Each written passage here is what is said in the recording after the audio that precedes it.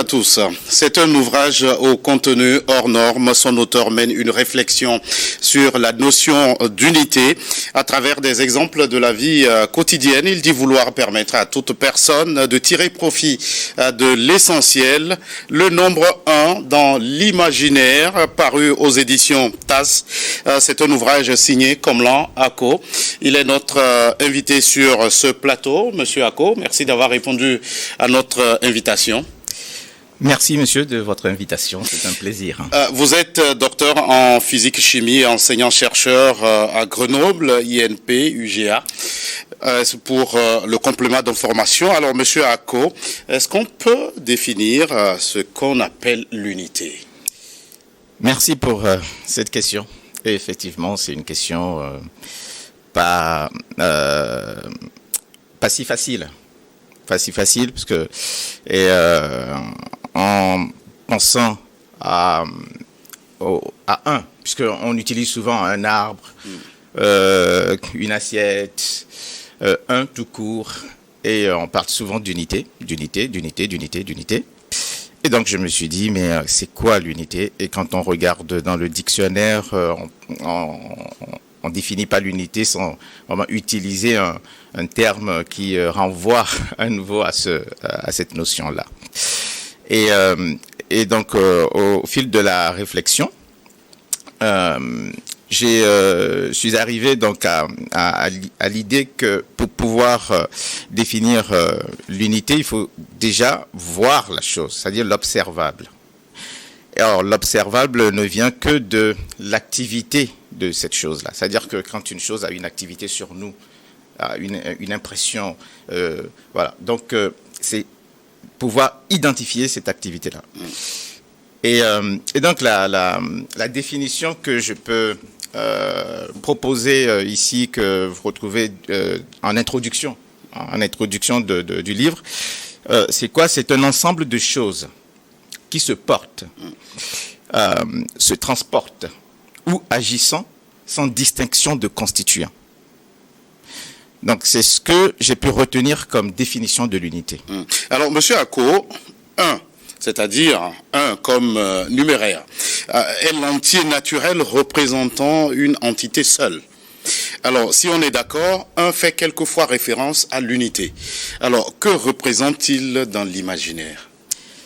Oui, c'est une question pas si facile si on ne prend pas du temps pour le réfléchir, effectivement. Mais en même temps, c'est l'imaginaire à tous. Parce que le singulier et la quantité se confondent dans l'unité. C'est pour ça que quand on dit un arbre en français, on ne sait pas si on représente le nombre en que quantité. On va dire si on représente la quantité ou si c'est le genre.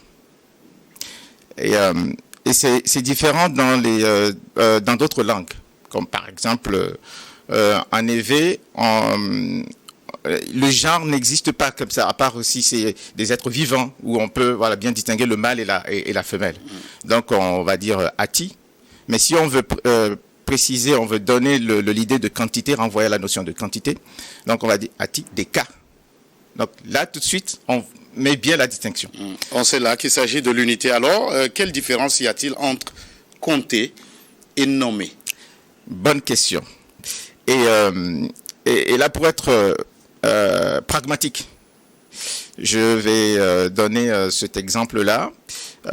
Comme en tant qu'enseignant, il arrive de discuter avec les enfants, mais, disons 5, 6, 7 ans, à l'école primaire, ça. Et les enfants, à cet âge-là, donc disons peut-être à partir de 4 ans, je suis peut-être pas précis dans l'âge, ils aiment poser la question pourquoi. Et donc l'enfant demande pourquoi 5 plus 5 égale 10. J'ai dit, mais si tu prends 5 et tu ajoutes 5, tu comptes, ça fait 10. Et l'enfant dit, oui, je sais. Mais pourquoi 5 plus 5 égale 10? Et comme j'étais sur le sujet, j'ai compris tout de suite ce que l'enfant veut avoir comme réponse. Dans quelle représentation l'enfant veut. Alors j'ai dit, ok, on va faire ça comme ça. Montre-moi 5.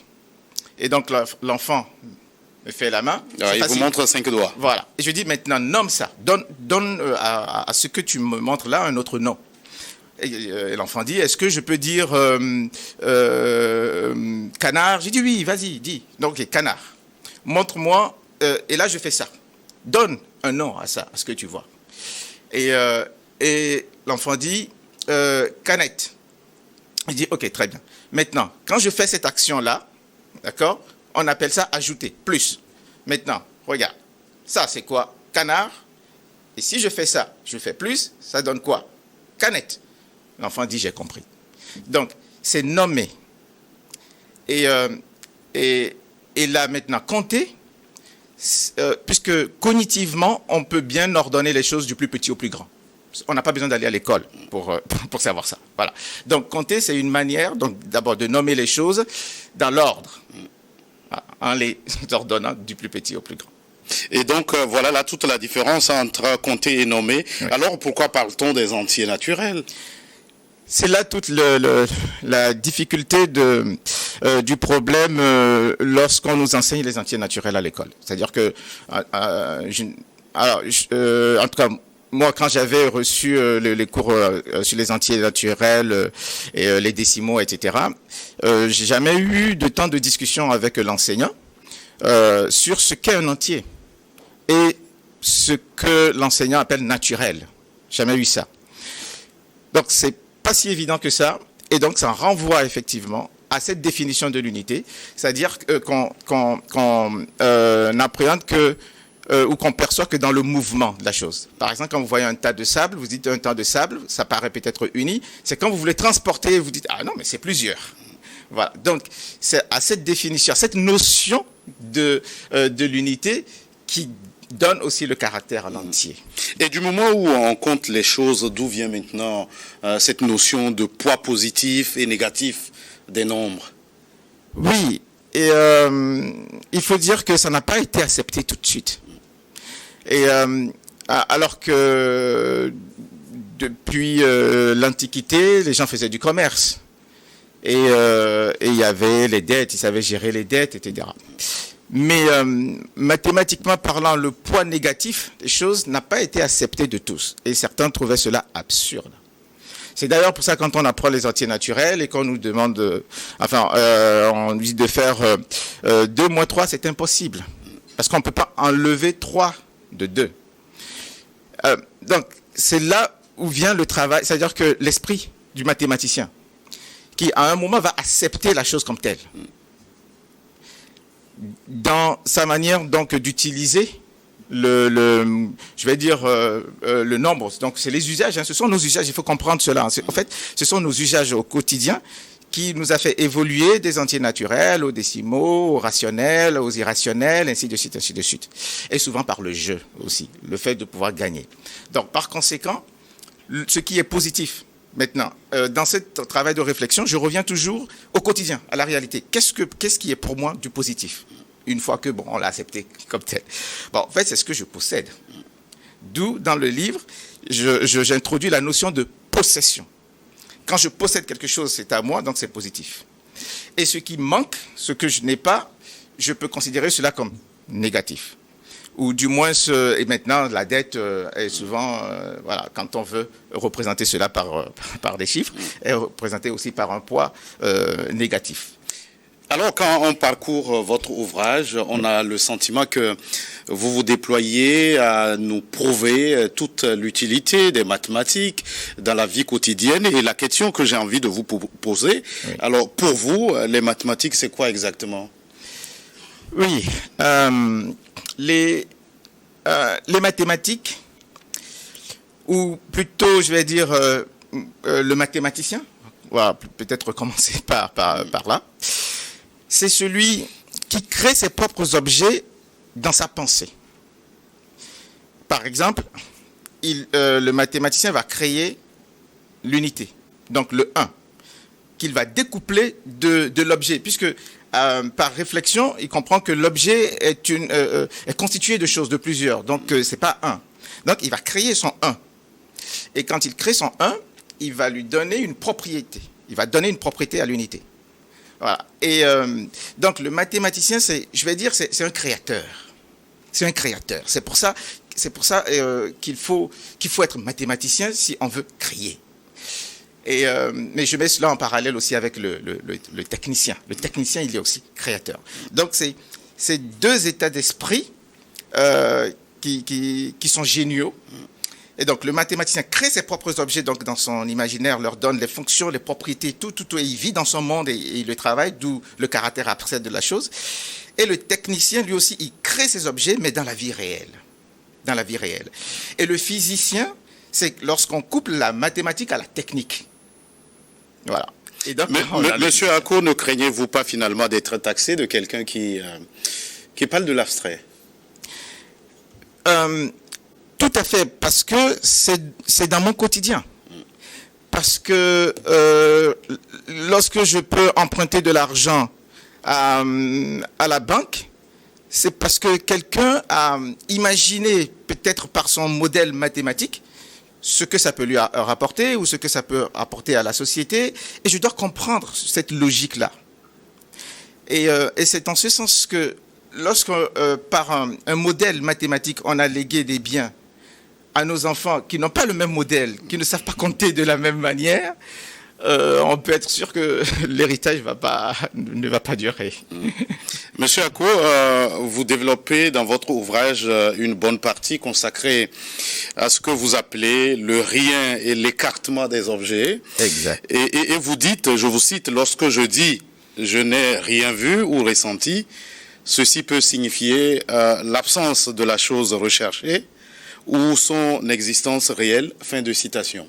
Comment pouvez-vous nous expliquer davantage ce que vous écrivez? Oui, et je fais toujours le va-et-vient entre la langue parlée, donc, qui traduit le réel et aussi l'imaginaire. Donc, lorsqu'on dit effectivement qu'on n'a rien vu, c'est parce que ce qu'on cherche n'y est pas du tout. Et le rien peut signifier aussi le strict minimum. Bon, donc, ceci dit, quand on dit qu'on n'a rien vu, cela ne veut pas dire que la chose n'existe pas. Donc, la chose peut exister, mais c'est juste qu'on n'a pas la capacité, c'est-à-dire qu'on n'arrive pas à le voir. En ce sens, on peut dire qu'on n'a rien vu. Cela ne veut pas dire que la chose n'existe pas. Qu'en est-il du nombre nul et le caractère zéro? Oui, et j'introduis donc la puissance du vide ici.